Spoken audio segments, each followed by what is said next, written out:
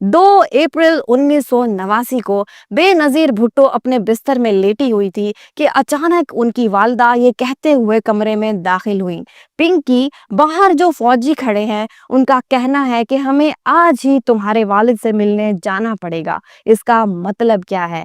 बेनज़ीर अपनी किताब daughter of the east में लिखती हैं कि मुझे मालूम था कि इसका मतलब क्या है, मेरी वालिदा को भी मालूम था कि इसका मतलब क्या है, लेकिन हम दोनों इसको कबूल नहीं कर पा रहे थे। हम जानते थे कि ज़ियाउल हक मेरे वालिद को कत्ल करने की तैयारी कर चुके हैं। बेनज़ीर और नुसरत भुट्टो को एक कार में रावलपिंडी की जेल में लाया गया। तलाशी के बाद उन्हें जुल्फ़कार अली भुट्टो के सामने लाया गया और उनके दरमियान 5 फुट की दूरी रखी गई। बेनज़ीर अपनी किताब में लिखती हैं, मेरे वालिद ने पूछा था मेरे घर वालों से मिलने के लिए मुझे कितना वक्त दिया गया है। जवाब मिला, आधा घंटा।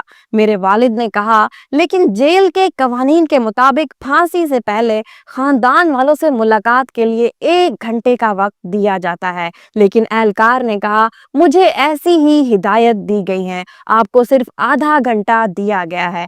भुट्टो जमीन पर एक गद्दे पर बैठे हुए थे क्योंकि उनकी कोठड़ी से उनकी मेज, कुर्सी और पलंग हटा दिए गए थे। बेनज़ीर मजीद लिखती हैं, उन्होंने मुझे मेरी लाई हुई किताबें और मैगजीन वापस कर दिए। मेरे वालिद ने कहा, मैं नहीं चाहता मेरे मरने के बाद वो लोग इन्हें हाथ लगाएं। उन्होंने मुझे अपने वकील के दिए हुए कुछ सिगार भी दिए और कहा, मैंने शाम के लिए एक सिगार बचा रखा है। उनके पास एक अतर की शीशी भी थी और वो मुझे अपनी शादी की अंगूठी भी दे रहे थे, तो मेरी वालिदा ने इन्हें रोक दिया। तो जुल्फ़कार अली भुट्टो ने कहा, अभी तो मैं इसे पहन लेता हूँ, लेकिन मेरे मरने के बाद इसे बेनज़ीर को दे दिया जाए।